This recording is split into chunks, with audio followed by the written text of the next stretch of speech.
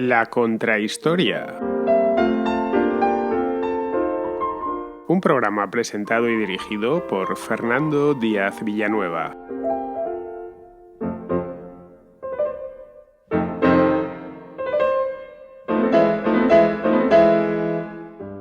Según el Código de Derecho Canónico, una herejía es la negación pertinaz, después de recibido el bautismo, de una verdad que ha de creerse con fe divina y católica, o la duda pertinaz sobre la misma. No es, como vemos, lo mismo que la apostasía, que implica el rechazo total de la fe cristiana, o el cisma, que sería otra cosa, que supone dejar de estar sujeto, por voluntad propia, se entiende, al sumo pontífice. Para la Iglesia la herejía siempre fue algo muy preocupante. Seguramente lo más preocupante de todo porque era la antesala del cisma y porque por lo general solía traer desórdenes dentro de la Iglesia y también fuera de la Iglesia. ¿Por qué? Pues porque los herejes no siempre han sido pacíficos, a menudo todo lo contrario. De ahí que desde el cristianismo primitivo se persiguiese a los herejes con tanta determinación por parte de las autoridades eclesiásticas y, por supuesto, cuando la Iglesia ya pudo permitírselo, también por parte de las autoridades seculares. A lo largo de los casi 2000 años de historia del cristianismo ha habido decenas, por no hablar de centenares, de herejías, desde las más pequeñas hasta las más gordas, como la de Lutero. Durante los primeros siglos fueron muchísimas y además muy comunes, y luego ya con la conversión del emperador de Roma al cristianismo, a partir del emperador Constantino, pues la cosa ya se fue tranquilizando poco a poco para volver con fuerza 1000 años más tarde, momento en el que emergió que es la herejía por antonomasia, la herejía luterana. Esta culminaría con un gran cisma que todavía se deja sentir, y de qué manera. Pero no todas las herejías corrieron la misma suerte que la de Lutero. En ese caso, pues el catolicismo habría desaparecido ya hace mucho tiempo y no es el caso. La mayor parte de herejías tuvieron una vida muy breve, lo que no les impidió a muchas de ellas constituir auténticas amenazas para la Iglesia católica, que vigilaba consciente de que una simple herejía debidamente agitada podía acabar con todo su poder, con el poder de la Iglesia, quiero decir. Pues bien, hoy en la contrahistoria vamos a dar un repaso por las principales herejías cristianas desde los albores de esta religión, en el siglo I, hasta la irrupción del protestantismo en el siglo XVI, que resultó ser, como ya he dicho antes, la herejía definitiva.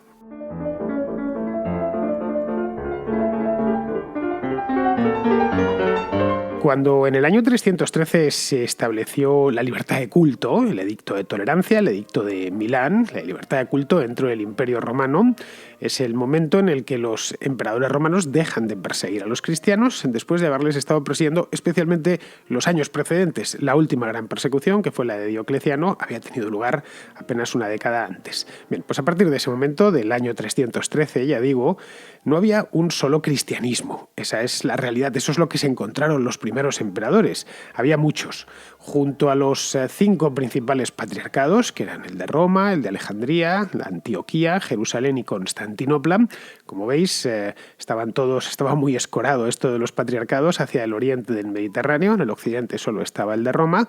El de Roma era uno más. Es cierto que podía presumir, y de hecho presumía mucho, de ser la sede de Pedro y de tener primacía sobre los demás, pero los demás no siempre se lo tomaban en serio. De hecho, no solían tomárselo en serio, y era muy común que entre los distintos patriarcas discutiesen hasta llegar pues, al final del todo, entre el de Roma y el de Constantinopla, ya en el siglo XI, a excomulgarse mutuamente. Pero para eso faltaba todavía mucho, a principios del siglo IV.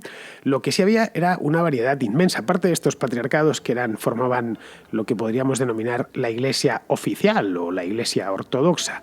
Había una variedad inmensa de iglesias locales que desafiaban esta ortodoxia, la ortodoxia que representaban los patriarcas. En Roma o en Constantinopla, los cristianos seguían el canon. También en Alejandría, también en Antioquía, por ejemplo, solían seguir el canon. Prestaban obediencia al patriarca en cuestión y al emperador, lógicamente, pero en otras partes del imperio no sucedía eso. En el norte de África, por ejemplo, eran cismáticos y bastante antirromanos. Eran antirromanos pues casi desde las guerras púnicas había un sentimiento antirromano, la lengua púnica se había más o menos conservado y el cristianismo dio alas a ese sentimiento antirromano. Luego, en muchas zonas de Asia Menor, que en aquel entonces estaba poblada básicamente por griegos, Asia Menor es lo que hoy es Turquía, para que nos hagamos una idea, la península de Anatolia, pues había todo tipo de iglesias, había iglesias montanistas, novacionistas, eucratistas, acoctatitas, este es el nombre casi imposible de pronunciar, estaba también la iglesia sacoforia. Todo eso podía llegar a darse cita no ya dentro de una misma provincia, sino dentro de una misma ciudad. Estoy hablando a principios del siglo IV. Esto preocupaba mucho a Constantino. Para él el tema del edicto de tolerancia y el convertirse al cristianismo lo hizo al final de su vida ya. Había sido algo por puro interés. Él seguramente en ningún momento de su vida fue cristiano. Él se dedicó al culto al sol, que era algo que en aquel entonces privaba mucho, especialmente entre los soldados. Lo que le interesaba del cristianismo es que sirviese como pata religiosa de su imperio. Es decir, un imperio universal con una religión universal. Una religión católica. Católico no significa más que eso. Católicos en griego significa universal. Y fue entonces, pues además, cuando empezó a denominarse de esa manera. La religión cristiana, estaba la religión cristiana católica, la universal, y luego pues aparecían todas estas sectas. He comentado unas cuantas, pero había muchísimas más. Claro, visto así, los enemigos de la Iglesia católica eran los enemigos del imperio. Esto yo creo que va de suyo. En el momento en el que tienes un solo emperador, con una sola religión, que se presume católica, lo mismo que el imperio tenía vocación de catolicismo, de ser universal, todos tenían cabida dentro del imperio romano y la habían tenido durante los siglos precedentes. Daba igual el idioma que hablasen, etc.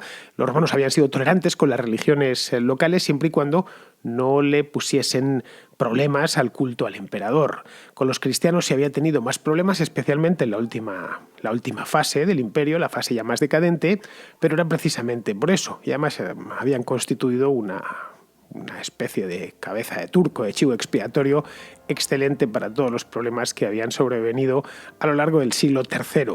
De cualquier manera, esta persecución a los cristianos es un mito, que estuviesen persiguiéndoles durante 300 años a todas horas en todos los lugares, para nada. Se conformaron en los periodos de paz en los que la religión cristiana pudo desarrollarse y captar nuevos adeptos, fueron mucho mayores que los periodos de persecución.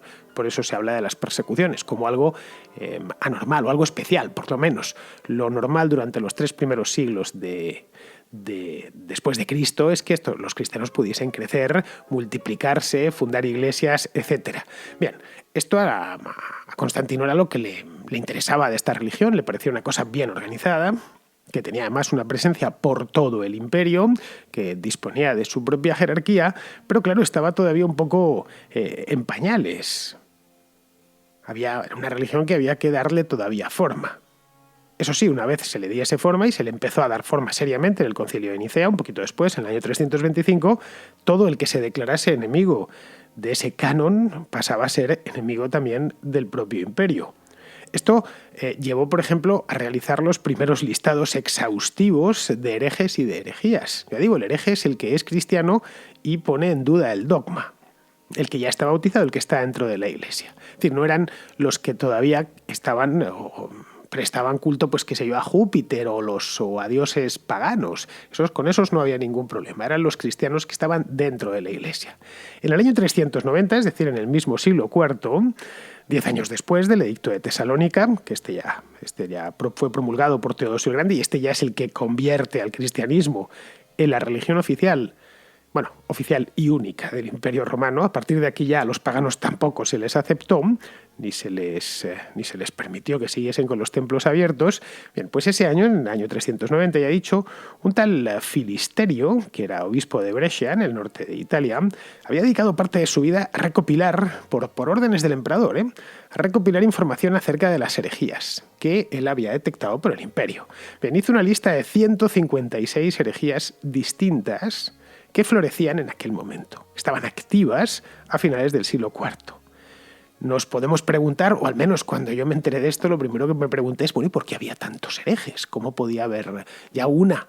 ¿Sería suficiente o dos? Pues imaginaos, 156 herejías distintas, cada uno con sus propios fieles y su propio programa. La razón es que durante los primeros siglos la herejía se había explicado de una manera muy sencilla. No se había constituido un canon de textos bien delimitado. Durante el primer cristianismo, el primer siglo y el segundo siglo. Recordemos que solo hay 4 evangelios canónicos. Están los 3 sinópticos y después el de San Juan, pero son solo 4 canónicos. Pero hay unos 70 evangelios apócrifos, que una parte se han perdido, vamos, que total o parcialmente han llegado hasta nosotros, que pudo haber muchos más de los que nunca hemos tenido noticia. No se han llegado a conservar porque, bueno, en los primeros siglos de nuestra era se escribía sobre papiro, que es un material que se lleva pues bastante mal con el paso del tiempo, de ahí que no nos hayan llegado. Es más, todos los papiros que encontramos que nos llegan de aquella época suelen provenir del desierto egipcio. Cuando los arqueólogos encuentran ruinas en el Valle del Nilo, se frotan las manos a ver si encuentran papiros de época romana, por ejemplo, porque en otras zonas del imperio más húmedas, en la propia Grecia o en Europa occidental o en Italia, pues es poco menos que imposible que un papiro en una ruina se haya conservado durante 2000 años o durante 1700 años. Bien, es posible que hubiese más evangelios apócrifos. Es decir, que durante esos primeros 300 años de fe cristiana había un montón de textos circulando por todas las riberas del Mediterráneo, especialmente la ribera oriental. Es decir, lo que conocemos como Nuevo Testamento, creo que todos lo hemos leído en alguna ocasión o nos lo han leído, desde luego todos tenemos uno en casa o lo hemos tenido en alguna ocasión. El Nuevo Testamento no adquirió su forma actual hasta finales del siglo IV, es decir, hasta la época de Filasterio, hasta esta época. La lista de 27 libros que lo componen no fue declarada canónica hasta el año 397, casi, ya estamos en el siglo V, estamos hablando, casi 5 siglos después de que crucificasen a Cristo. Esto fue en el Tercer Concilio de Cartago. Antes de eso, ¿qué sucedía? Pues sucedía que había una variedad infinita y la composición, además de los Nuevos Testamentos, era infinita, no solo en cantidad, sino en calidad. No quiero ni pensarlo, si pudiésemos viajar en el tiempo a la Antioquía del siglo II o a la Roma de esa misma época o a la Alejandría de esa misma época, encontraríamos cristianos, eso es indiscutible, pero claro, probablemente cristianos que nosotros no esperamos desde nuestra época. Había todo tipo de sectas y cuando además el cristianismo se encontraba, entre comillas, fuera de la ley, pues esas sectas todavía lo tenían más fácil porque a fin de cuentas no podían los otros cristianos perseguirles ni obligarles a volver al redil. Todo esto explica bastante que durante los primeros siglos hubiese mucha herejía. Había, o no había, mejor dicho, por ejemplo, un texto estándar al que referirse. Y eso es importante en una religión. Luego hay otro problema de este ya más tecnológico.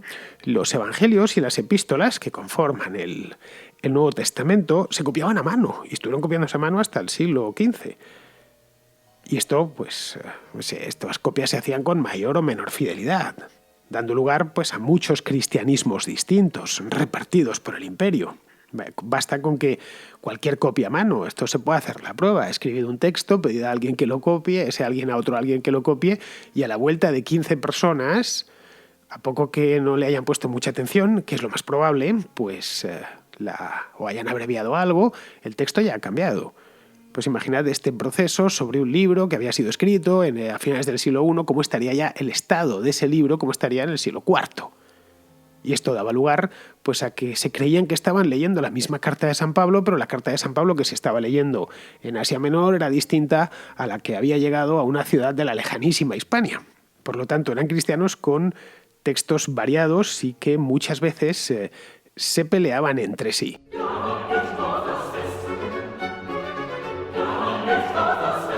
No sería hasta el concilio de Cartago, que os acabo de decir, el del año 397, cuando se impone una Biblia única, que sería, y esto supongo que ya lo habréis adivinado, la Vulgata, que la escribió un tipo llamado Jerónimo de Estridón. Jerónimo de Estridón provenía de Dalmacia, pero él conocía bien tanto la Tierra Santa como la Tierra Santa, porque es que vivía allí, vivía en Belén, cerquita de Jerusalén, y además pues se había encargado de estudiar todo lo que había caído en sus manos, de recopilar las distintas recopilaciones que le habían hecho y se puso a traducirlo al latín. Esto fue un mandato, no salió de él, mandato del Papa Dámaso, y le encargó que hiciese, después de la compilación, hiciese una traducción al latín vulgar. De ahí que se llame Biblia Vulgata, la Biblia escrita en el latín de la época. Vulgar en la acepción de popular, no en la acepción de que estaba mal escrita. El nombre que se le dio es porque su función era esa misma, que todo el mundo la entendiese en aquel momento. El latín que se empleaba en el siglo IV, ya casi en el siglo V. Para eso San Jerónimo, ¿qué hizo? Bueno, pues básicamente esforzarse en emplear la lengua que empleaban entonces la gente, el latín que se empleaba entonces, que estaba muy alejado del latín clásico de 4 o 5 siglos antes, de la época de Tito Livio, la época de Cicerón. Curiosamente, y cuidado que la historia es caprichosa, 1000 años más tarde, el siglo XVI, se criticó precisamente a la Vulgata por eso mismo, porque nadie la entendía. Es decir, en el siglo XVI ya nadie hablaba latín, y no solo en las zonas que habían pertenecido al Imperio Romano, como Italia, como las Galias o como Hispania, donde a fin de cuentas se hablaba un heredero del latín, sino en zonas donde había llegado el cristianismo más tarde, el centro de Europa, el propio norte de Europa. Evidentemente allí de latín no sabían absolutamente nada, y una de las críticas que les hicieron los herejes protestantes fue esa misma: es que estamos yendo a misa y nos está leyendo la palabra de Dios en una lengua que no entendemos. Esto San Jerónimo no lo hubiese compartido en absoluto, el autor de la propia Vulgata. Es decir, esto fue realmente lo de dar la misa en latín hasta el siglo XX, en el orbe católico. Aunque luego el sermón se diese ya en la lengua vernácula, la liturgia de la misa se hacía en latín. Y bueno, los fieles repetían los pasajes de la Biblia, de los misales, como mantras tibetanos, sin entender muy bien lo que decían. El famoso Dominus Vobiscum. Cualquiera que que conozca a alguien que fuese a misa antes del Concilio Vaticano II lo recordará a la perfección cómo eran las misas en latín. Hoy todavía se puede ir a algunas misas en latín conforme al rito antiguo. En Madrid creo que hay 1 o 2 iglesias, quizá hay alguna más, que celebran misa en latín, conforme al rito, con los textos escritos en latín hace siglos. El resto de las iglesias, por supuesto, pues en Madrid por lo menos la misa la tienen en español. Pero bueno, volvamos al siglo IV, momento en el que el imperio se cristianiza, primero de manera suave y luego ya posteriormente de manera mucho más dura. Bien, en ese momento, ya digo, había un montón de herejías, entre comillas, un montón de sectas. El cristianismo era variadísimo. Bien, a partir de ahí las herejías, esas sectas, pasan a ser un problema de Estado y un problema serio. Esa es la razón por la cual a Filasterio le encargan hacer ese listado. Es decir, que yo os lo repito, había contabilizado 156. Pero claro, no todas eran igual de importantes. No es que hubiese 156 herejías circulando por el Imperio Romano, cada una de ellas de su padre y de su madre, y que todas amenazasen el poder del emperador, el poder de los patriarcas. No. La mayor parte, de hecho, eran pequeñas. Las más extendidas en aquel momento eran 3. En el momento en el que Filasterio de Brescia escribe esta relación para el Papa. Eran el donatismo, el apolinarismo y el arrianismo. La tercera seguro que os suena bastante, a poco que sepáis algo de historia de España, porque el arrianismo en España fue muy importante. Como veis, los 3 nombres, donatismo, apolinarismo y arrianismo, hacen referencia al hereje que puso en marcha la herejía en cuestión. El donatismo, por ejemplo, pues se llamó así por Donato de Cartago, el apolinarismo por Apolinar de la Odisea y el arrianismo por Arrio de Alejandría. El donatismo era un movimiento religioso puritano. Muchas de estas herejías, una de las variedades heréticas más habituales es la de los puritanos, las que consideran que los usos se han perdido, que la religión o la liturgia se ha convertido en una cáscara vacía y que eso hay que purificarlo. Bien, el donatismo era de esta variedad.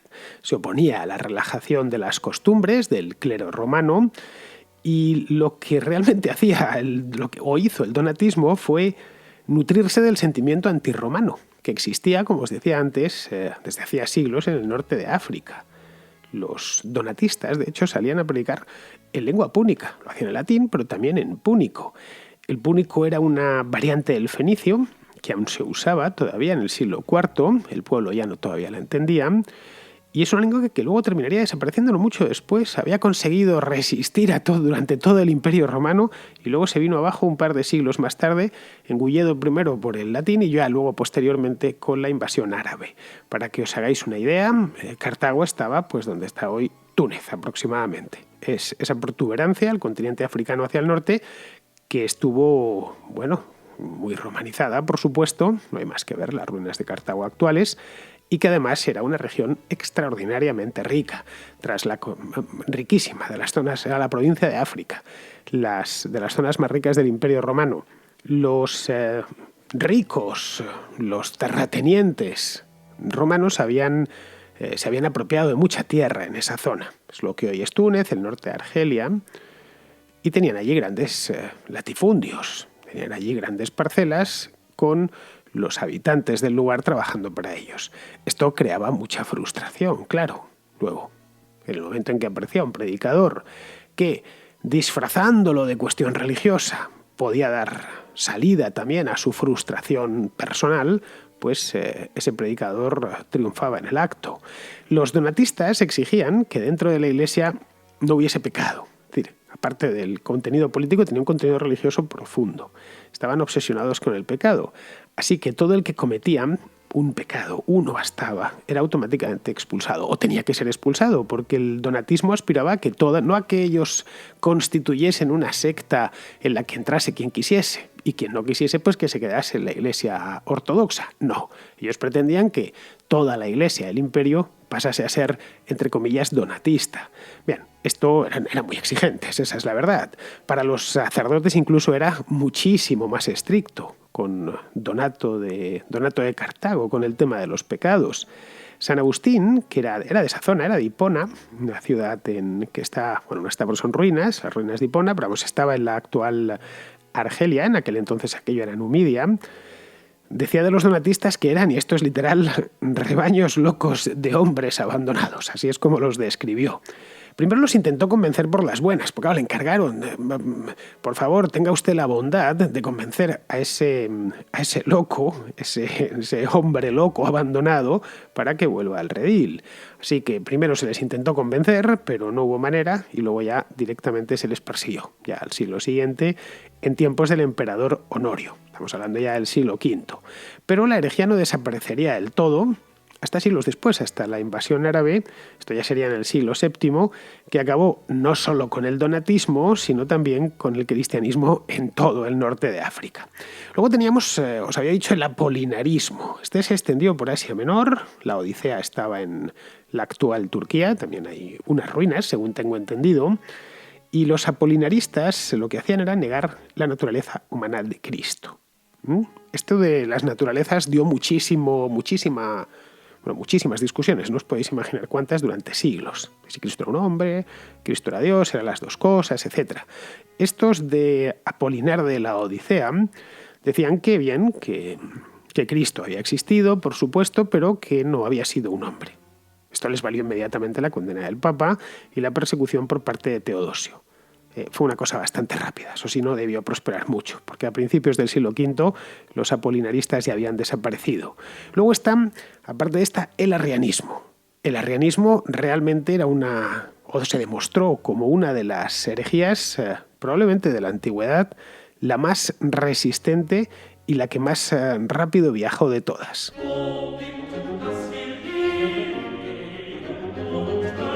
Os decía antes que el arrianismo le debía el nombre a Arrio, que era un simple sacerdote de Alejandría, y Arrio lo que hacía, o lo que hizo, mejor dicho, fue negar la Trinidad.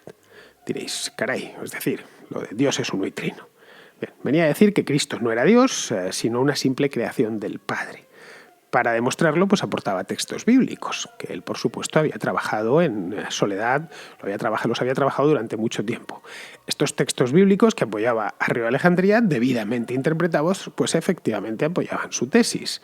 La herejía arriana era preocupante no solo por la herejía en sí, que ya era, claro, que venga uno y te diga, esto más en la segunda ciudad del imperio, que era Alejandría, que es que este no estaba predicando, pues qué sé yo, en un pueblo perdido de la provincia más perdida del imperio, en la Germania superior. No, estaba predicando nada más y nada menos que en Alejandría, que ya digo, la segunda ciudad del imperio, una de las más ricas, y además disponía de una gran biblioteca, de artistas, gente realmente influyente, por lo tanto, y gente con mucho dinero. Y la Iglesia siempre ha procurado tener, desde el principio de los tiempos, buenos financiadores, porque los sacerdotes pues no viven del aire, y además toda religión siempre ha sido una empresa bastante cara en el mundo real, en el mundo físico. Poner una religión a andar tiene muchísimos gastos, de ahí que si aparecen competidores pues no es una buena noticia. Y en ciudades muy ricas como era Alejandría, los competidores eran la peor noticia del mundo. Pero bueno, el problema no era en sí, problema teológico, que lo era por supuesto, sino por la velocidad a la que se difundió esto del arrianismo. Arrio había vivido entre los años 250 y 335, es decir, vio la transición. Él pudo ver en persona cómo el cristianismo pasó de ser perseguido, con saña, por cierto, a ser legalizado, y cómo tras ello el Concilio de Nicea condenó su doctrina. Es decir, fue de estos sabios cristianos que pudieron ver, que vieron el antes y el después, y vieron, bueno, ya de paso, cómo la religión cristiana se nacionalizaba o se estatalizaba. Aquello debió terminar ahí, en principio. Concilio de Nicea, el año 325, pues 10 años antes de la muerte de Arrio, condenan su doctrina y punto. No debió pasar de Nicea, pero no lo hizo. Tras la muerte de Arrio siguió extendiéndose, alcanzando incluso la cabeza del imperio, es decir, al propio emperador. Algunos emperadores, no fue el caso de Constantino, pero emperadores como Valente, por ejemplo, que reinó durante 10 años, se cuenta que fueron arrianos. Y eso hizo que en Europa occidental se convirtiese en una herejía muy común. ¿Por qué? Pues porque algunos pueblos bárbaros se pasaron al arrianismo, o mejor dicho, se convirtieron directamente al cristianismo arriano gracias a las prédicas de un tipo llamado Ulfilas, que fue un misionero que enviaron en concreto desde Constantinopla, le enviaron iba a decir desde Roma, pero es que ya la capital del imperio en aquel entonces estaba en Constantinopla, pase a la parte rica del imperio, pues este fue enviado a predicar entre los godos. Ya los tenían en las fronteras, veían que además, pues que eran infieles y había que convertirlos. Llegó Ulfilas y consiguió convertir a buena parte de ellos. Luego, claro, cuando estos godos irrumpieron en el imperio a partir del siglo IV y se instalaron en él, pues ya eran cristianos, pero eran cristianos en su variedad arriana.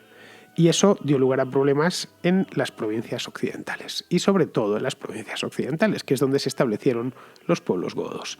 Los ostrogodos, los visigodos, por ejemplo, que fueron a España, los ostrogodos en Italia, pero por ejemplo los burgundios, que también habían sido predicados por Ulfilas, también eran arrianos, luego tuvieron que convertirse. Pero vamos, en las Galias, en Hispania, la población era toda de obediencia romana, pero los invasores que fueron llegando a partir del siglo V resultaron ser arrianos. En Hispania el asunto no se terminó de resolver en mucho tiempo, hasta finales del siglo V, cuando ya en el Concilio de Toledo, esto fue en el año 589, el rey godo Recaredo, os sonará a los oyentes españoles, formalizó su conversión al catolicismo, condenando de paso a los arrianos.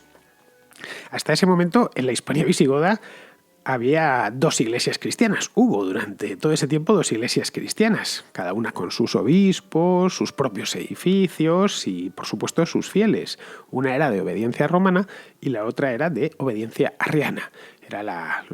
Los obispos arrianos pues eran los obispos de los godos, de los que habían llegado, y por supuesto era la iglesia del rey, de los reyes godos, hasta que Recaredo decidió que eso era una estupidez y que además no había tantas diferencias. Así que abjuró de sus convicciones arrianas. Por supuesto, él a sí mismo no se denominaba arriano, él se consideraba un cristiano de verdad. Lo mismo que el propio Arrio de Alejandría. Él no trataba de crear una religión llamada arrianismo, sino que era el genuino y verdadero cristianismo. Luego, por ejemplo, los longobardos en Italia también tuvieron el mismo problema. Allí incluso tardaron más en abandonar el arrianismo. Esto hasta finales del siglo VII no terminaron de dejar esto, que ya marcó esto más o menos la conversión de los longobardos, marcó el final de la herejía arriana como tal. Aunque algo muy similar, una herejía llamada socinianismo, se llamó socinianismo por Fausto Socino, este fue un reformador italiano de mucho después, ya del siglo XVI, reaparecería en Europa. Algo muy parecido al al arrianismo. Reaparecería en la Europa, no en Italia, sino en la Europa centro-oriental, en Polonia, concretamente en el siglo XVII. Esto, por supuesto, hizo saltar las alarmas porque además fue después de la Reforma Protestante y bien, el rey de Polonia les expulsó y luego esta herejía con esos socinianistas expulsados pues daría lugar, entre otras cosas, al unitarismo inglés del siglo XVIII, pero ya completamente fuera de la Iglesia católica. Como vemos, algunas herejías tuvieron un recorrido histórico muy largo, ¿eh? Otras, en cambio, fueron flor de un día. Y hoy apenas se las recuerda, la mayor parte de ellas. Si comentamos el caso de los arrianos, pues lo recordamos más por su papel en el reino visigodo de Toledo que por los hechos mismos teológicos, que digo, las ideas de Arriano eran lo de menos, lo demás era la manera en la que se había difundido y sobre todo los problemas políticos que había terminado trayendo. Pero vamos, la mayor parte de ellas eran cositas breves y apenas se las recuerda. De muchas de estas herejías antiguas no sabemos nada porque no se han conservado documentos, ya digo, porque unas veces se quemaron directamente y otras veces pues los que se conservarían se estropearon con el tiempo y porque todo lo que sabemos de ellas es a través de los autores cristianos, de los autores oficiales, que por supuesto no decían nada bueno de ellas. Así que nunca podremos llegar a saber, qué sé yo, lo que pensaban en sentido estricto, por ejemplo, los donatistas, porque no nos ha llegado prácticamente nada de ellos, nos ha llegado lo que San Agustín decía de ellos, y esto sucede con otras muchas herejías. De hecho, las herejías previas, las de antes de la legalización del cristianismo, las de los 3 primeros siglos, apenas dejaron huella. Eran otros tiempos de confusión y de persecución, por lo que era hasta cierto punto normal que proliferasen las distintas interpretaciones de unas escrituras que, como os decía antes, no estaban aún estandarizadas. El siglo II, por ejemplo, fue uno de los siglos más heréticos de todos. Se podría hablar del herético siglo II. Y esto se debía a eso mismo que os decía al principio, que había demasiada variedad, un imperio demasiado grande y muchos textos muy variados circulando por las comunidades cristianas de la época. Una de las más famosas del siglo II fue la montanista. Esta se debía a un tal, no hace falta que os lo diga, a un tal Montano, por supuesto, que este era de Asia Menor, era un antiguo sacerdote de la diosa Cibeles, había sido un sacerdote pagano, que se convirtió al cristianismo en el siglo II y dijo haber sido poseído por el Espíritu Santo. Entonces, que había tenido un acceso de éxtasis y que eso significaba, había tenido unas visiones y eso significaba que empezaba una nueva era, que anticipaba la parusía. La parusía, para los que no lo sepan, es el regreso de Cristo. Durante el primer siglo, los cristianos vivieron pensando en que la parusía iba a ser, si no mañana, sí pasado mañana. Luego ya a partir de hecho, la obra de San Pablo, por ejemplo, la parusía, la obra de San Pablo es del siglo I, se percibe cercana. Oye, a partir del siglo II empiezan a ver que no va a ser tan cercano, vamos a tener que prepararnos para un regreso de Jesucristo a más largo plazo. Luego vamos a ir organizando instituciones y jerarquías, porque de otra manera, si nos quedamos así esperando a que vuelva Jesús y luego resulta que Jesús no vuelve, pues ni nos habremos extendido y a lo mejor lo mismo nos morimos de hambre. Así que para esta época de Montano ya los cristianos estaban perdiendo no la fe en la parusía, que no la han perdido por supuesto a día de hoy, sino de que esa parusía fuese a ser inmediata. Bien, lo que les vino a decir Montano era que no, que iba a ser rápida, que era una cuestión que el fin de los tiempos era cuestión de poco tiempo. Y para ello había que prepararse personal y espiritualmente. Había que dejarlo todo, vender las propiedades y dedicarse a una vida ascética y apartada del mundo. El problema del montanismo, que como vemos es una especie de milenarismo, es de la variedad de herejía milenarista, que también las hay, unas cuantas, no es tanto que desafiaba el poder de la Iglesia oficial, que evidentemente se lo quitaba, aunque la Iglesia oficial en aquel entonces estaba prohibida, estamos hablando del siglo II, como que le robaba fieles, que todavía no eran muchos, en el siglo II. Esa es la razón por la que los papas de la época se enfrentaron a él. Los montanistas hoy serían considerados una secta apocalíptica, básicamente. Algo similar pues, a otras sectas de la época, como los nicolaitas, que eran seguidores de un tal Nicolás, ya lo dice el nombre, del que no se sabe mucho. Pero el principal enemigo de la Iglesia primitiva no fue Montano ni los nicolaitas. El principal enemigo de la Iglesia primitiva antes de la legalización fueron las sectas gnósticas, que proliferaron muchísimo durante los siglos II y III.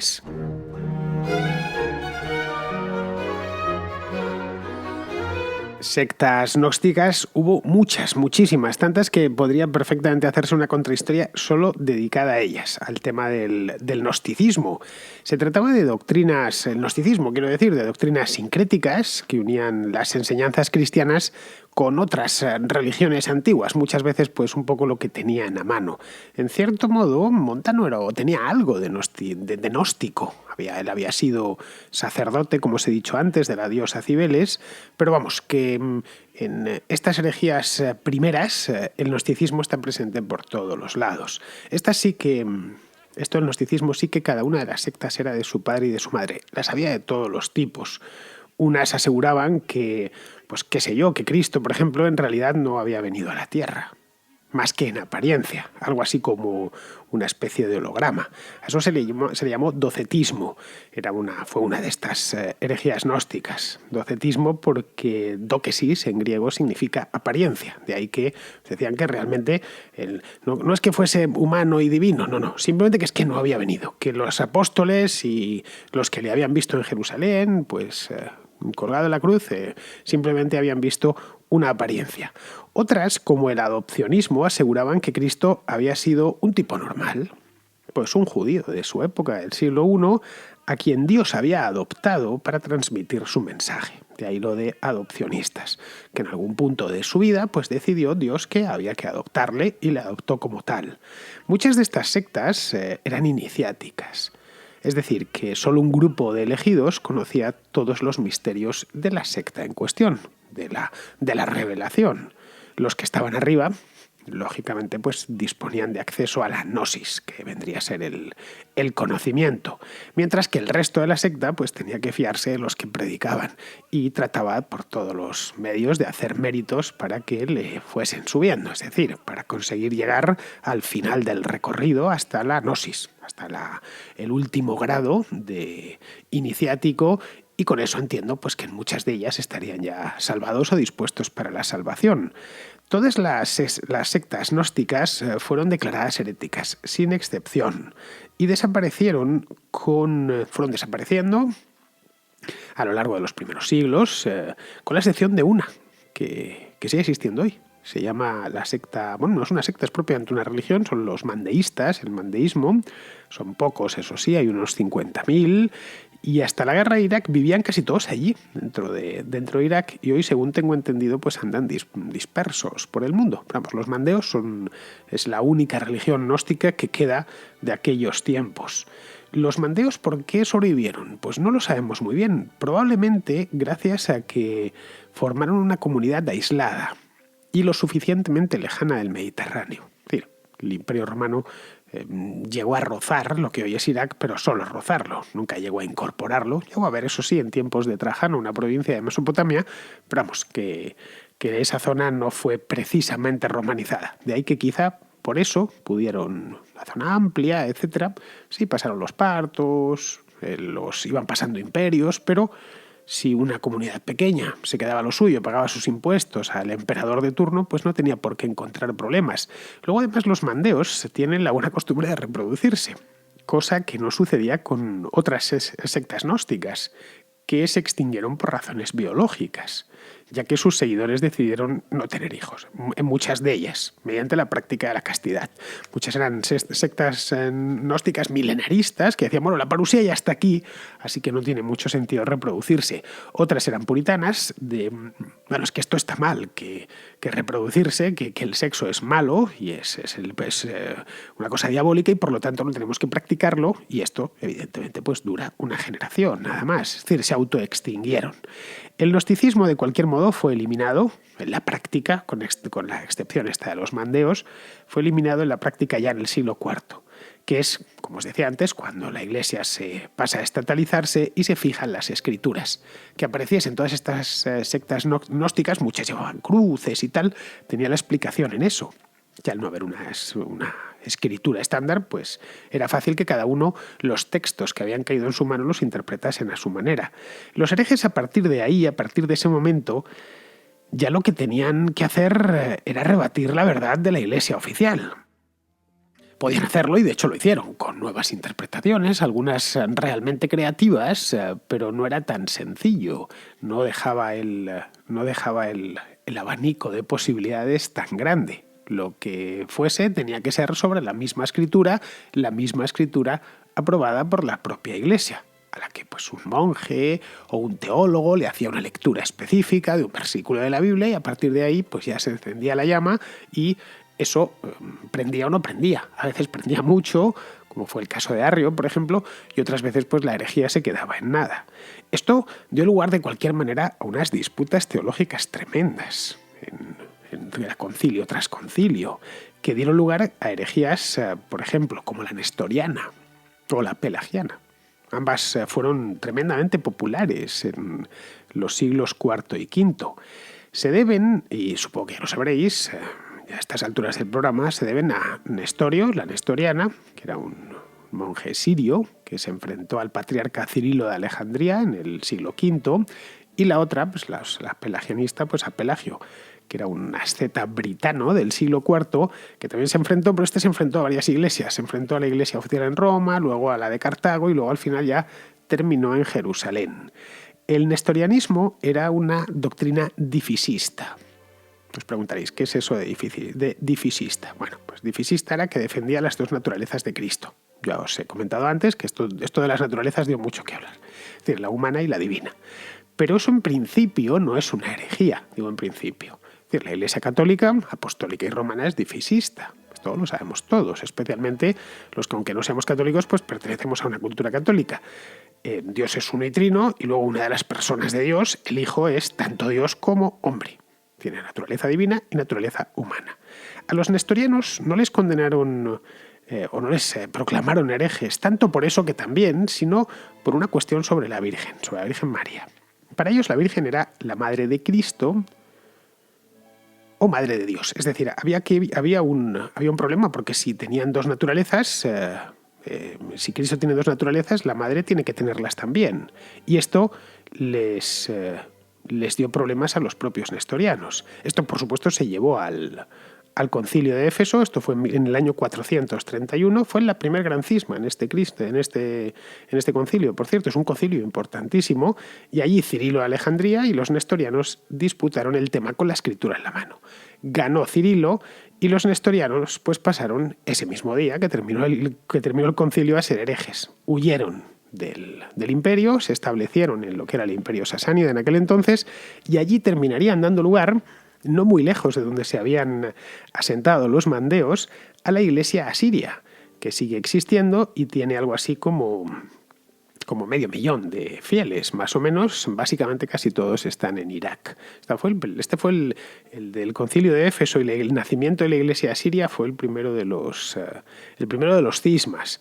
Frente a los difisitas estaban los monofisitas, que aparecieron en el siglo IV.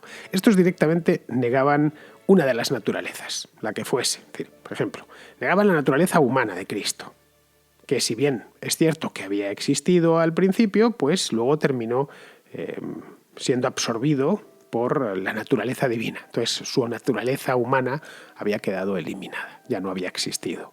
Y esto dio lugar a una disputa teológica de primer orden, que fue además concomitante con la que se mantuvo contra los nestorianos.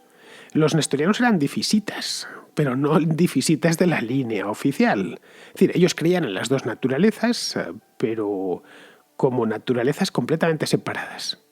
Mientras que la Iglesia creía que no estaban separadas, que es lo que sigue pensando la Iglesia hoy en día. Es decir, que conviven armoniosamente dentro de la misma persona de Cristo, que es la segunda de la Trinidad. Bien. No me meto en más complicaciones teológicas porque al final nos va a empezar a salir humo de las orejas. Es para que os hagáis una idea de las cosas en las que se entretenían y por qué asuntos nimios, una herejía se ponía en marcha. Este tipo de disputas, de cualquier manera, se procuraban resolver siempre por las buenas, mediante concilios. Es decir, generalmente en ciudades de la parte oriental del imperio, que era la más rica, la más culta, la más densamente poblada y, por supuesto, también la más cristianizada de todas. En el occidente la evangelización había sido más lenta y además había venido dirigida desde Roma. Aquí, como os decía al principio del programa, solo había un patriarcado, mientras que en Oriente competían 4 patriarcados. Es decir, el único patriarcado occidental era Roma y, por lo tanto, no había competencia y lo que saliese de Roma pues podía llegar de manera más fácil a lugares lejanos como la Lusitania o Britania. Es decir, era una cosa más sencilla. Luego estaba menos poblado, las ciudades eran infinitamente más pequeñas que las de la zona oriental. Claro, eso no fue óbice para que apareciesen herejes también a este lado del imperio. En Britania nació Pelagio, que os he contado antes, que fue el padre del pelagianismo, una de las herejías de esta misma época que, a pesar de que Pelagio había nacido en Britania, se terminó resolviendo en el otro extremo del imperio, en Palestina.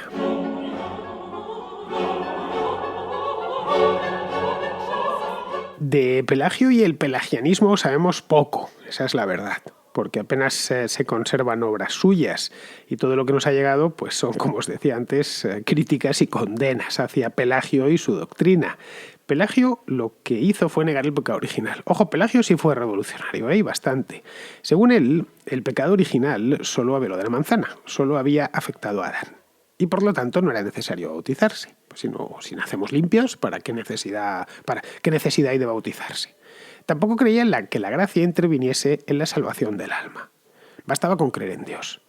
Como vemos, Pelagio fue en buena medida un precedente de la sola fide, que posteriormente sería la piedra filosofal del luteranismo, 1000 años más tarde. El asunto era bastante preocupante este de Pelagio, porque ponía en duda puntos fundamentales de la fe cristiana. Pelagio salió de su Britania natal, estudió las Escrituras, viajó a Roma y de ahí pasó a Cartago, donde empezó a difundirse su doctrina con gran rapidez, por cierto. Allí se encontró con San Agustín, que estaba vivo y coleando en aquel momento, con quien por supuesto se las tuvo que ver. Total, que el de Hipona al final se puso en su contra, llegó incluso a escribir 4 obras para rebatir el pelagianismo, no digo más. Así que, bien, Pelagio se vio obligado a irse de Cartago y se instaló en Jerusalén, donde había patriarca propio, cosa que en Cartago no, a quien intentó convencer de sus tesis. Aquí trató de ser práctico. Bien, el de Roma no me ha hecho caso. En Cartago me he encontrado con San Agustín, que no era santo todavía, se llamaba simplemente Agustín, y no me ha hecho caso, todo lo contrario, ha escrito 4 obras contra mí, así que voy a ver si al patriarca de Jerusalén le convenzo. Pero no funcionó la cosa. No funcionó, entre otras cosas, porque en Palestina vivía también Jerónimo de Estridón, este que había hecho la traducción de la Biblia, este que había nacido en Dalmacia, pero se había de vivir allí, en Belén, el de la Vulgata, vamos, que avisado por San Agustín se puso en contra de Pelagio. Así que tras una agria disputa entre Pelagio y un teólogo nacido en Hispania, llamado Orosio, que había sido discípulo de San Agustín, el Papa Inocencio I, porque el asunto terminó en Roma, pues le condenó como hereje al propio Pelagio y a sus doctrinas. Pelagio además murió poco después de esto, se calcula que en torno al año 415, murió en Jerusalén, dejando tras de sí una pequeña escuela, pero tampoco pudo ir mucho más lejos. Poco a poco el pelagianismo se fue diluyendo. Orosio, como os he dicho, provenía de Hispania. Se cree que provenía de la ciudad de Brácara Augusta, es decir, lo que es hoy Braga, en el norte de Portugal. Esto, a poco que tengamos el mapa del Mediterráneo en la cabeza, está en el otro extremo del Imperio Romano. Bueno, pues aparte de tener que combatir la herejía pelagiana, le tocó lidiar con otra de un paisano suyo, es decir, un hispano como él, además de su misma provincia. Se trataba de Prisciliano. Este era un predicador de la provincia de la Gallaecia que fundó un movimiento ascético y rigorista que básicamente se oponía a la jerarquía eclesiástica y clamaba por la pobreza, especialmente la pobreza del clero. Prisciliano en principio no busca una ruptura, es decir, no era un hereje al uso, sino la reforma.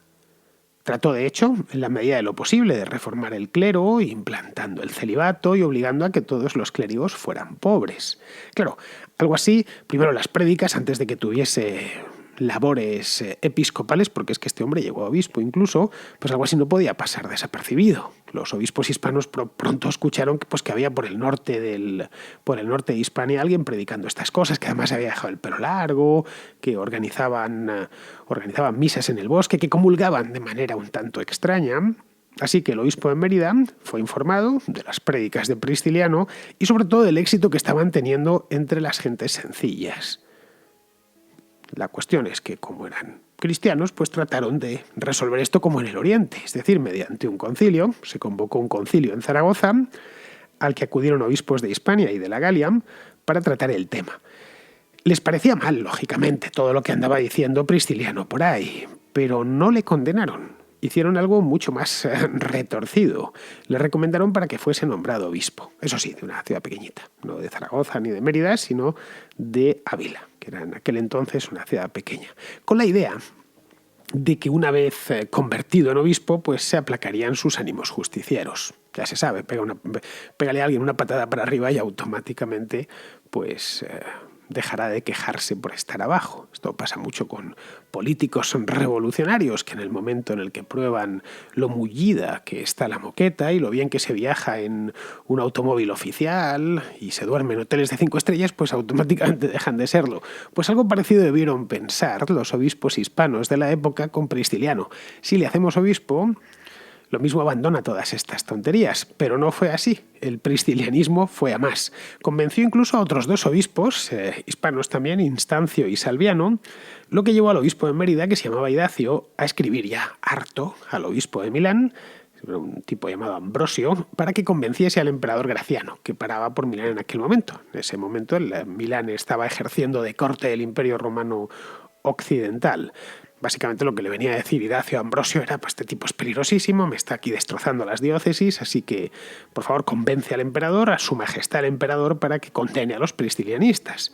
Graciano se dejó convencer sin problemas y ordenó expulsar a Prisciliano. Pero Prisciliano, que no veía que estuviese haciendo nada ilegal, ni que fuese contra los dogmas, ni que fuese contra las escrituras, pues no se dio por vencido y viajó a Roma personalmente para defenderse de lo que le estaban acusando ante el Papa. Pero no le sirvió al pobre de nada. Graciano cayó derrocado por otro hispano, un tipo llamado Magno Clemente Máximo, y para congraciarse con la Iglesia, lo que hizo Magno Clemente Máximo fue ofrecer al Papa perseguir a los herejes. Que había unos cuantos. El priscilianismo era solo uno de ellos. Estaba todo el Imperio Occidental también lleno de sectas. Claro, el problema aquí es que Prisciliano no era propiamente un hereje. No ponía en duda los dogmas. Simplemente pedía que el clero fuese más pobre y sobre todo predicaba con el ejemplo. Así que lo que le hicieron fue abrirle un proceso por maleficium, es decir, por brujería. Le acusaban de practicar rituales mágicos y de cultivar la astrología, que era algo prohibidísimo para el común de los mortales, pero sobre todo para los obispos, no digamos ya. ¿Por qué hicieron esto? Bueno, pues por intereses pecuniarios. A ver, me explico. Si le condenaban por brujería, los bienes de los priscilianistas pasarían directamente a manos del emperador, y Prisciliano había conseguido en Hispania convencer a muchas familias ricas. Por lo tanto, todo el que fuese priscilianista automáticamente quedaba expropiado, desposeído de lo que tuviese. Y no es lo mismo desposeer a un pobre diablo, de un pueblo perdido de la mano de Dios, que desposeer a una rica familia, qué sé yo, de la ciudad de Córdoba o de la ciudad de Mérida. Así que esto se lo debió decir alguien al oído al emperador y le dijo: mejor procésale por maleficium, que te lo vas a llevar muy bien puesto. La cosa es que le procesaron. El juicio tuvo lugar en la ciudad de Treveris, en la Germania, en el año 385. Prisciliano, como era previsible, fue encontrado culpable de todo lo que le acusaron, fue condenado a muerte, fue torturado también, para que se autoinculpase, claro está, y condenado a muerte por decapitación.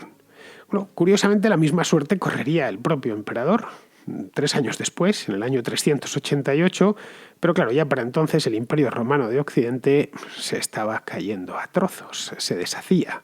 En el año 409 los bárbaros cruzaron el Rin y poco después se desperdigaron por la Galia, por Hispania y por Italia. Eso permitió que el priscilianismo subsistiese, ojo, al menos en el norte de Hispania, durante 2 siglos más, especialmente en las zonas rurales. Los obispos de la época visigoda se las vieron y se las desearon para poner fin a los hábitos priscilianos entre cierto clero. Algunos veían pues que celebrar que estos sacerdotes celebraban la Eucaristía con leche y uvas, o que esos mismos sacerdotes decían misa con el pelo largo. Y esto les parecía sorprendente. En los concilios de Toledo hay algunas referencias hacia estos sacerdotes, este clero priscilianista, vamos, tan tarde como en el siglo VI, para que os hagáis una idea. Es decir, que esto se mantuvo durante mucho tiempo, aunque no era propiamente, ya digo, aunque se le suele incluir el priscilianismo entre las herejías, no fue propiamente una herejía. Como nota curiosa sobre este tema de Prisciliano, algunos aseguran que la tumba del apóstol Santiago en Compostela es en realidad la de Prisciliano. No olvidemos que le encontraron con la cabeza, con la que estaba decapitado también. Que cuentan pues, que su cadáver fue trasladado en secreto desde Treveris. Treveris es la ciudad en alemán, se llama Trier, a orillas del Rin, hasta Hispania y luego pues por sus seguidores y ya enterrado allí. Pues bien, con Prisciliano bajo tierra, ya sea en Treveris o en Compostela, la explosión herética de los primeros 4 siglos de cristianismo fue poco a poco cediendo. Es decir, cuando cayó el Imperio Occidental a finales del siglo V, apenas quedaban focos heréticos. Nadie se acordaba, por ejemplo, de los eucratistas, de los sofitas, de los sabelianos o de los adamistas.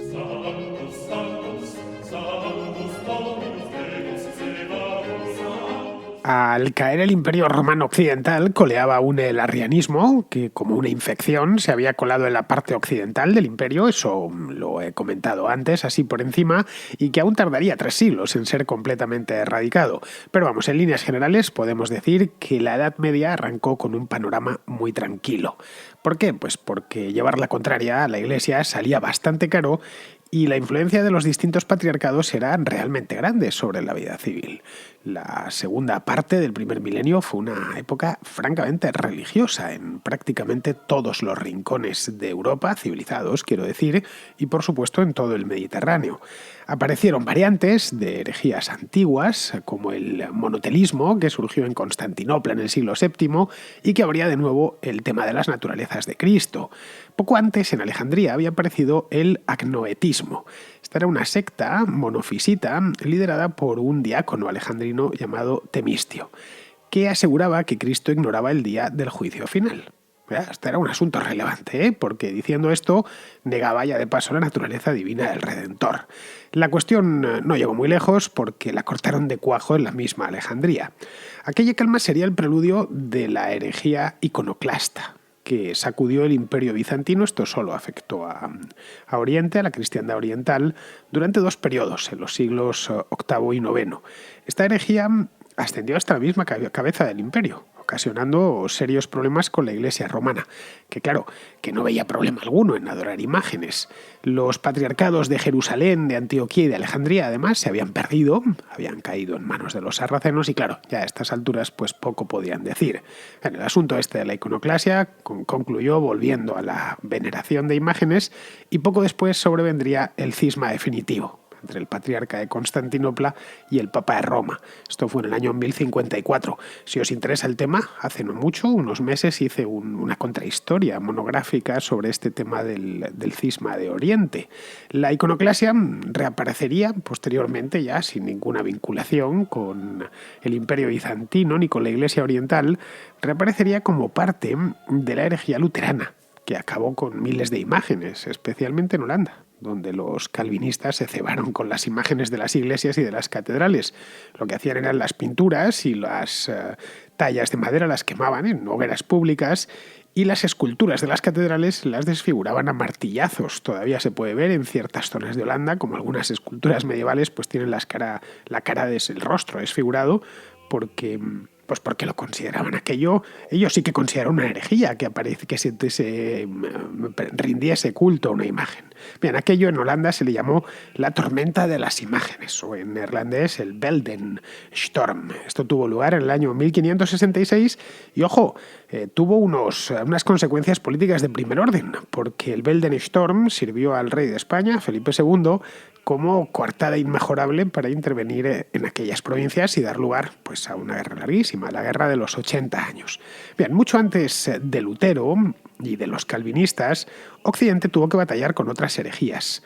Pocas, eso sí, durante la Edad Media, pero algunas sí. Y ojo, algunas fueron importantes, como la que apareció en el sur de Francia, la de los cátaros, que este fue un movimiento religioso trufado de gnosticismo maniqueo, concretamente, que predicaba el rechazo a lo material. Enaltecía la naturaleza y consideraba la riqueza, no solo la de la Iglesia, sino toda la riqueza la consideraba maligna por definición. El catarismo cobró fuerza en el Languedoc, en lo que está la parte norte de los Pirineos, y el sur de Francia a mediados del siglo XI.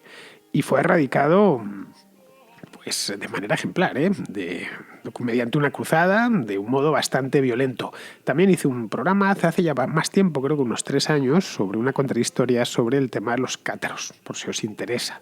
Bien, a lo largo de los siglos XII y XIII aparecieron de manera intermitente sectas como los joaquinitas o los valdenses, los fraticelos eran a otros, o los dulcinistas, que propugnaban el regreso a la pureza del cristianismo primitivo, o lo que ellos pensaban que había sido la pureza del cristianismo primitivo.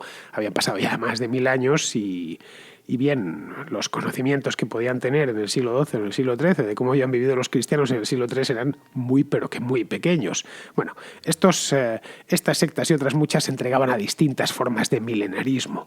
Los dulcinistas, por ejemplo, llamados así, lógicamente, por su fundador, era un predicador llamado Dulcino de Novara.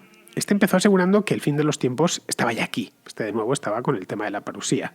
Y al final terminó la secta, porque esto eran como unas 5.000 personas, fortificándose en un castillo del Piamonte, pues junto a todos sus seguidores y a su propia amante, que se llamaba Margarita.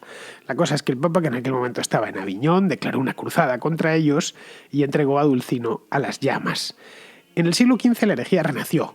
Esto había sucedido en los siglos XII y XIII, en el siglo apareció de nuevo, en el siglo XV, aparecieron distintos movimientos que preludiaron ya la reforma del siglo XVI. Los más famosos fueron los husitas, los husitas seguro que os suena, luego estaban los orevitas, los taboritas, estos 3 estaban en Bohemia, se dieron en lo que es actualmente la República Checa. Los husitas le debían el nombre, una vez más, a su fundador, que era un teólogo checo llamado Jan Hus, que predicaba la pobreza de los clérigos. Como veis, los temas se repiten una y otra vez en todas las herejías. Este predicaba también la igualdad de todos los pecadores y sobre todo de los castigos, porque había un problema y es que la Iglesia al final imponía distintos castigos en función de la cantidad de dinero que tuviese uno, entre otras cosas porque se podían comprar bulas.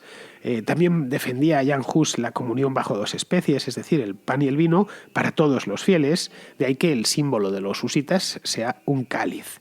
Bien, las prédicas de Jan Hus tuvieron mucho éxito en Bohemia y dieron lugar a una rebelión que condujo a una guerra que duró muchísimo tiempo, 15 años. Jan Hus no pudo verla porque había sido quemado tras el concilio de Constanza, que le declaró hereje. Fue quemado en el año 1415 y le declaró hereje a él y por supuesto a toda su doctrina. Y luego ya el rey de Bohemia pues hizo el resto, limpiando de husitas todo su reino.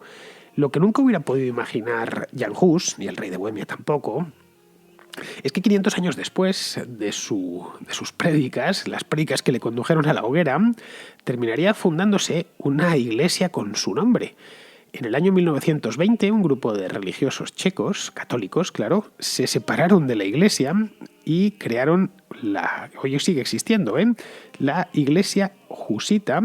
Esto está en checo, lógicamente, pero os lo paso al castellano. La iglesia husita checoslovaca, la crearon en Praga, que hoy, ya digo, está operativa, aunque no tiene muchos fieles, eso sí. He estado mirando cuántos había y son unos 50.000, más o menos. La República Checa es uno de los países del mundo con mayor porcentaje de ateos y de agnósticos. De hecho, solo el 16% de aquel país dice creer en Dios, así que tampoco la Iglesia Católica de Checa debe de tener demasiados fieles. Pero el husismo sería bastante importante, aparte de esto de esta curiosidad de que naciese una iglesia ya en el siglo XX con su nombre, sería importante en aquella época, porque daría pie a otras corrientes, como ya he dicho antes, el taborismo o el utraquismo, que ya alfombraron la llegada del protestantismo unos años más tarde. El protestantismo fue la madre de todas las herejías. supuso una auténtica explosión espiritual que daría lugar a otras muchas herejías a lo largo de los siglos XVI y XVII. Todas estas herejías pues, se las conoce de manera genérica como protestantes, pero que tienen muchísimas ramas, que permanecen activas y con millones de fieles.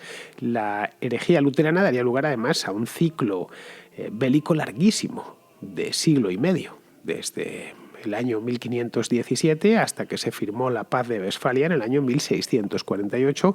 Toda Europa estuvo regada y castigadísima por guerras de religión. Pero bueno, al final esto terminó consolidándose y hoy las herejías o las iglesias, visto desde el lado católico lógicamente son herejías, pero desde el suyo son iglesias, han prosperado por todo el mundo. La primera de todas fue el luteranismo, lógicamente, y luego ya vendrían muchas más: el calvinismo, el anglicanismo, el bautismo, el metodismo, el evangelismo, el pentecostalismo. Hay muchas más, hay muchísimas. A día de hoy hay unos 900 millones de personas que pertenecen a alguna denominación protestante.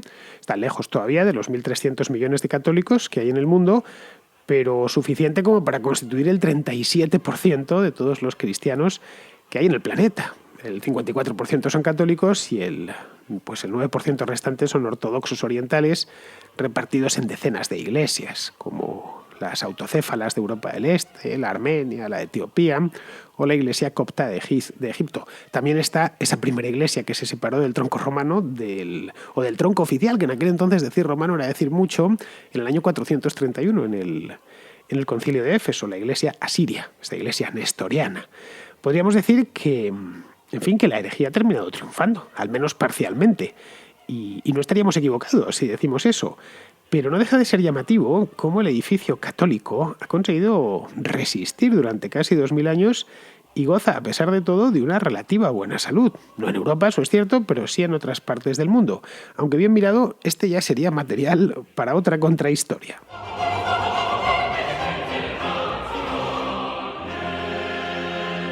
Creo que he metido demasiadas herejías para tan poco tiempo, pero sí al menos nos ha permitido recorrer a vista de pájaro las más importantes que marcaron la historia del cristianismo. Seguramente me he dejado algunas en el tintero, pero ha sido inevitable. Algunas de ellas no solo marcaron la historia del cristianismo, sino que la marcaron a fuego. Bien, pasamos ahora con el contrasello, el consultorio histórico de la contrahistoria. El contrasello. El espacio de ruegos, preguntas y reflexiones de la contrahistoria. Empezamos con Francisco, que tiene una duda sobre Fernando I de Habsburgo, el hermano de Carlos V que le sucedió en el trono del Sacro Imperio Romano Germánico. A ver si me resuelves una duda que yo ya estaba investigando por ahí, pero nadie me da una respuesta concreta, porque unos dicen una cosa, otro no me termina de convencer, ¿vale? Es sobre el emperador Carlos V. Cuando abdicó, cuando repartió la herencia, la parte que le dejó a Felipe, de la parte de España y las Indias y todo eso, y luego la parte de su hermano Fernando que le dio el imperio. Entonces, para ser emperador, en el sacro lo que hacían era, hacían una dieta imperial, ¿no? Y ahí elegían al nuevo emperador. Entonces, claro, yo la duda que tengo es que él al abdicar asignó a su hermano directamente. Unos dicen que sí hubo dieta, otros dicen que no hubo dieta, y el tema es de que no hubo dieta fue porque al ser coronado como por el Papa Emperador, eso le otorgaba el derecho a elegir sucesor directo. Lo que pasa que no hay una respuesta clara por ahí, es un poco, no sé, a ver si me la puede resolver, ¿vale? Venga, muchas gracias, un saludo. Bueno, Francisco, la historia de Fernando de Habsburgo es peculiar, porque él, a diferencia de su hermano, él había nacido en España. Él nació en Alcalá de Henares 3 años después de Carlos, en el año 1503. De hecho, había muchos en España en aquel entonces que decían que el verdadero rey tenía que haber sido Fernando y no Carlos, porque Carlos había nacido en Flandes, había nacido en Gante. Bueno, la cosa es que quizá precisamente por eso, siendo un adolescente, le enviaron a Austria, su hermano le dio el título de archiduque y se casó con una princesa bohemia, con Ana de Bohemia. lo que le valió, de manera accidental, la corona húngara, porque al rey de Hungría, Luis II, murió en la batalla de Mohacs contra los otomanos. Bien, con 25 años, como ves, ya era rey de Hungría y archiduque de Austria, más todos los títulos que llevaba aparejados el archiduque de Austria. Es decir, que era un tipo importante en Centro Europa. Y eso lo utilizaría su hermano, a quien sirvió como representante dentro del imperio. Era Fernando y no Carlos quien solía presidir las dietas imperiales y de facto era el emperador. Así que lo único que hizo Carlos fue nombrarle heredero de la parte alemana del imperio. Le nombró un poco contra su voluntad porque la primera idea de Carlos de Habsburgo, de Carlos I de España, V de Alemania, era nombrar a Felipe II, que su propio hijo fuese como él, emperador y a la vez también rey de España. Pero vamos, al final, seguramente por insistencia de su propio hermano, pues le dejó Austria y la corona imperial. Los electores lo aceptaron y fue coronado en Frankfurt conforme a la tradición. Fue coronado incluso antes de morir Carlos, en el monasterio de Yuste. Desde la Bula de Oro, esto había sido a finales del siglo XIV, no, a mediados del siglo XIV, la Bula de Oro, había 7 electores. Estaban los arzobispos de Maguncia, Treveris y Colonia. Luego estaba el conde palatino, el duque de Sajonia, el margrave de Brandenburgo y el rey de Bohemia, es decir, él mismo. Él era uno de los electores en su condición de, bueno, era rey de Hungría, pero era el señor de Bohemia en tanto en cuanto estaba casado con Ana de Bohemia.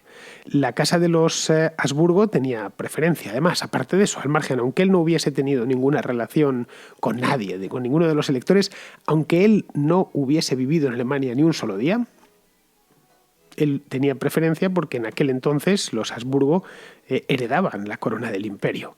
Desde el siglo XV al XVIII, es decir, hasta el final, todos los emperadores fueron Habsburgo, salvo 2 excepciones, Carlos VII, que era Wittelsbach, y después Francisco I, que pertenecía a la familia de Lorena. Así que Fernando Habsburgo no tenía competidores, fue un simple trámite que se despachó en cosa de unas semanas. Bien, seguimos con Javier, un aficionado a la historia medieval que tiene una cuestión sobre los orígenes de León y Castilla. Muy buenas, Fernando. En primer lugar, felicitarte por tu excelente programa. Yo soy una de las personas que lo ha descubierto hace muy poco. Soy un amante de la historia como tú. Y bueno, pues la verdad es que comparto muchos de tus análisis y por supuesto disfruto muchísimo con tus conocimientos acerca de todas las épocas históricas, ¿no? Bueno, me gustaría hacerte una propuesta como apasionado de la historia medieval que soy y leonés de nacimiento. Me gustaría proponerte algo de lo que creo que no se ha hablado mucho en historia, que es de las diferencias en el proyecto o en el proyecto político o en el desarrollo de los reinos de León y de Castilla, ¿no? Siempre se ha tratado de decir o en los libros así consta, que el Reino de León era un proyecto arcaizante, quizá más unido a las leyes antiguas, al fuero juzgo, a los siervos, y Castilla, pues desde un primer momento parece que, según estos libros, estos historiadores, se desarrolló como un proyecto de hombres libres que iban colonizando bien por la presura, bien por repoblaciones concejiles la frontera. Entonces, creo que sería muy interesante si pudieras dedicar un programa a explicarnos esas diferencias de proyecto que había entre el Reino de León y el Reino de Asturias, si uno era arcaizante y el otro era innovador en esa época, un poco pues tu visión de este proceso y cómo influyó esto luego posteriormente en la configuración de España. Muchas gracias. Pues este es un tema interesante, aunque no sé si demasiado profundo, ¿eh? No lo sé, Javier.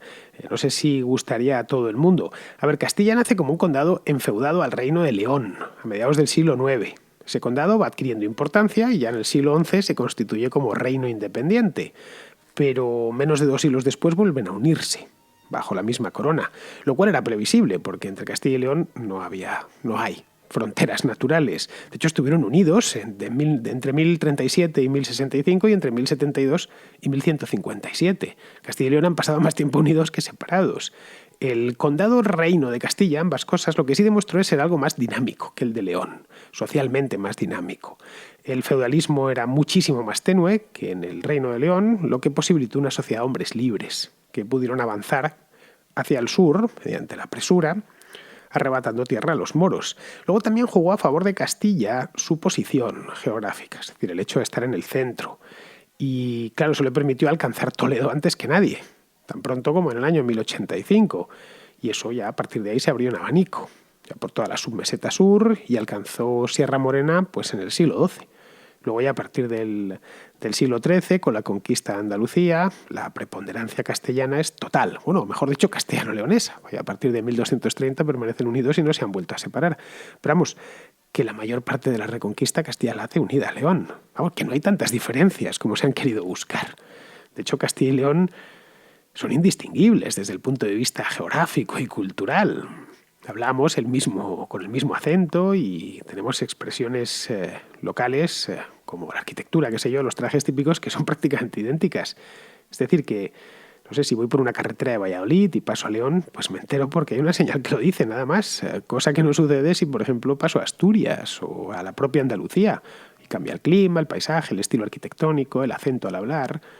En fin, esto hoy es así, pero es que en la Edad Media seguramente también era así. Es más, el Castillo y el León suelen ir siempre juntos en la heráldica, y no es casualidad. Muy bien, pues vamos a ir terminando ya. Vamos con Carlos, un oyente de Valencia, que tiene una duda sobre los apodos de los reyes. Y me gustaría, bueno, primero felicitarte por los programas, la contrahistoria, la contracrónica, la contrarréplica, el contrasello, que son realmente fantásticos y muy didácticos y muy interesantes. Y ahora me gustaría hacer una consulta para el contrasello, por un tema de historia que siempre me ha llamado la atención. Voy a exponerlo y tengo pues 3 dudas. Vamos a ver, mi duda referente es al tema de los apodos que se han puesto siempre a los reyes, a los príncipes, a los monarcas, a los condes, sobre todo durante la Edad Media. Tenemos casos como en Inglaterra de Alfredo el Grande, o tenemos el Príncipe Negro, tenemos en Borgoña Carlos el Temerario, en Francia el Calvo, el Gordo, tenemos en Aragón Ramiro el Monje, Jaime el Conquistador, Alfonso I el Batallador, tenemos a Sancho VII el Fuerte en Navarra, en Portugal tenemos, creo que era Sebastián I el Deseado o Enrique el Navegante, no recuerdo bien, Castilla con Alfonso X el Sabio, con Fernando III el Santo, con Pedro I el Cruel, aunque en otras partes de España no se le conocía como el Cruel. Y luego ya en el Reino de España tenemos a los Reyes Católicos, a Felipe el Hermoso, a Juana la Loca, más adelante Carlos II el Hechizado y finalmente, creo que el último, es Fernando VII el Deseado. Aunque yo nunca he oído a la gente llamarle Fernando VII el Deseado, sino Fernando VII llamado el Deseado. En fin, hay montones de monarcas y gente importante con apodos más a lo largo de la historia. Entonces aquí van mis preguntas. La primera, ¿por qué y quién ponía estos apodos a esta gente importante? La segunda pregunta es si estos apodos se ponían en vida o en muerte, o después de morir el personaje apodado. Y la tercera pregunta es ¿por qué esto se dejó de hacer? Y ya está. Felicidades por el programa y que siga adelante todo este proyecto tan grande que estás haciendo. Muchísimas gracias. Bueno, no sé quién se los pondría, cada uno se los puso a alguien distinto, claro. No es que hubiese algo oficial, que ya si le hemos coronado hay que ponerle un sobrenombre, ¿no? Pues solían ponérselo los pelotas o sus enemigos, pero a las crónicas pasaban los apodos que les habían puesto los pelotas. Ahí tienes a Fernando VII el Deseado, como bien has dicho, a quien se deseó durante una etapa, la Guerra de la Independencia, y luego pues lo que desearon muchos es que se muriese cuanto antes. Respecto a los reyes de España, todos tuvieron sobrenombre. Todos, absolutamente todos, Carlos. Hasta el rey Juan Carlos I, todos han tenido sobrenombre. El último, que bueno, a Juan Carlos I le motejaron como el Breve. Creo que fue Santiago Carrillo el que lo hizo, pero claro, luego no valió porque reinó 40 años. El último en tener sobrenombre, entre comillas, oficial, fue Alfonso XIII, al que Le llamaron el africano. Su padre antes había sido el pacificador Alfonso XII, su abuela Isabel II la de los tristes destinos, y así pues podemos ir hacia atrás hasta los reyes católicos, que era lo de los católicos era el sobrenombre. Los apodos a veces se ponían en vida. Otras veces es que no hay una norma para esto, es decir, no existía, no estaba tan burocratizado todo como está ahora. No existía una ley que tenían que aplicar, ¿no? A veces se ponían en vida, otras veces después de muertos, otras veces habían pasado 30 años y entonces los que veían una crónica y se quedaba con ese nombre. Unas veces, como te digo, lo hacían los pelotas de la corte, otras veces el pueblo llano, otras veces sus enemigos. Sí, se ponían, lógicamente, para resumir algún rasgo característico, con solo una palabra. O sea, Juana la loca, pues que estaba loca. Felipe el hermoso, pues que era muy guapo. Felipe V el animoso. Sí, era una herramienta de propaganda, pero también de crítica. A José I Bonaparte, por ejemplo, se le llamó el intruso. Y si nos vamos mucho más atrás, a la Edad Media, pues tenemos a Pedro de Castilla, Pedro I de Castilla, que se le conoció primero como Pedro el Justo y luego posteriormente como Pedro el Cruel. Y así es como al final ha pasado a la historia. Y si me hablas de Pedro el Justo no sabría quién es. Te diría, bueno, ¿quién es Pedro el Justo? ¿Un rey de Borgoña? No, será el mismo que Pedro el Cruel. Otros como Fernando III, pues como le canonizaron, pues pasó a ser Fernando III el Santo o directamente el Rey Santo. A Fernando IV le apodaron como el emplazado por un acontecimiento que tiene mucha parte de legendario, sino toda, porque los hermanos Carvajal le emplazaron ante el Tribunal de Dios por mandar que los ejecutasen injustamente en Martos, en Jaén. A Enrique IV, por ejemplo, un poco después, como el impotente, porque no conseguía engendrar un hijo. Luego ya cuando consiguió engendrar una hija, se la atribuyeron a su valido, a Beltrán de la Cueva, de ahí lo de Juana la Beltraneja. Pero bueno, como ves, no se puede, tendríamos que ir monarca a monarca para saber exactamente por qué se le llama así, quién se lo puso, si fue después, si fue durante, en fin, que en esto no hay ni muchísimo menos una norma. Muy bien, pues con esto ya terminamos la contrahistoria de hoy. Ya sabéis, yo sí que os emplazo, aunque no os emplazo ante el Tribunal de Dios, os emplazo a que mañana, que creo que tenemos, si mal no recuerdo, programa de libros o de cine, no me acuerdo. Bueno, pues tenemos programa cultural en la Contracrónica, pues os invito a que os paséis por él. Así que hasta mañana, amigos.